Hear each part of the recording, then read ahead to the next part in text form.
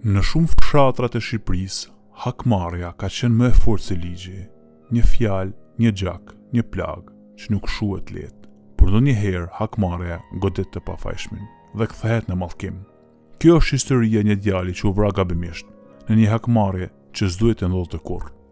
Një fshat malor të Veriut, dy familje kishin qenë dikur miq të ngushtë, punonin tokat bashkë, kremtonin festat bashkë dhe ndanin të mirat e jetës.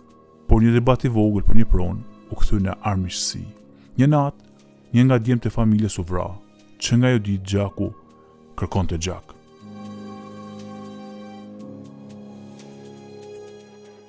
Fshati heshti, askush nuk dilte natën, askush nuk priste përpara të tjerëve. Në çdo shikim kishte dyshim, në çdo hap frikë. Ai quhej Ardit, vetëm 22 vjeç, nuk kishte marrë pjesë në grindje as në një ngjarje të dhunshme. Ishte djalë punëtor, i qetë që ëndronte të shkonte jashtë, të ndërtonte një jetë më të mirë për familjen, por mbi emrin e tij e rëndonte historia e vjetër e gjakut. Një mëngjes, ndërsa shkonte për në qytet me biçikletë, një makinë u afrua ngadalë. Brenda ishin dy burra që kishin ardhur nga larg për ta mbyllur çështjen. Ata menduan se kishin gjetur personin që kërkonin, por gabuan. 3 të shtëna, 3 sekonda dhe gjithçka mbaroi. Kur lajmi u përhap, fshati ra në heshtje të thellë. Të gjithë dinin, Arditi nuk kishte faj. Madje, edhe ata që e qelluan e kuptuan me njëherë gabimin, u zhdukën, por nuk gjeti qetësi. Një hakmarrje, s'kishin vrarë armikun, kishin vrarë pafajësinë. Nëna e Arditit u përkul mbi varr dhe tha fjalët që mbeten në kujtesën të gjithëve.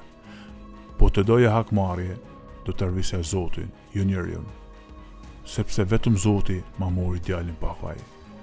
Policia nisi hetimet, por në male, gjaku fshihet shpejt. Askush nuk foli, askush nuk pranoi asgjë. Vetëm pas disa muajsh, një nga autorët u vedërzua. Tha vetëm një fjali, e vrava njeriu e gabuar. Në sytë e tij nuk kishte me urrëtie, vetëm pishman.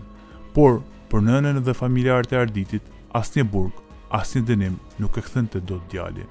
Vitet kaluan, por historia e Arditit mbeti si një plagë që s'u shërua kurrë. Fshati mësoi një mësim të hidhur, se gjaku nuk sjell drejtësi, sjell vetëm varre të reja. Sot në atë rrugë ku ajo vra, është ngritur një pllakë e vogël me një mbishkrim. Mos merr gjak për gabimin e tjetrit, se gjaku s'ka sy. Dhe njerëzit që kalojnë aty ndalojnë për një çast, shikojnë qetësinë e vendit dhe mendojnë, sa shumë jetë janë humbur për asgjë. Kjo është historia e një hakmarrje që gaboi shinjestrën, por në të vërtetë çdo hakmarrje është një gabim. Sepse kur njeriu vret për gjak, vret vetveten ngadalë. Arditi nuk ishte viktima e parë as e fundit, por ndoshta historia e tij mjafton për ta kuptuar një gjë të madhe.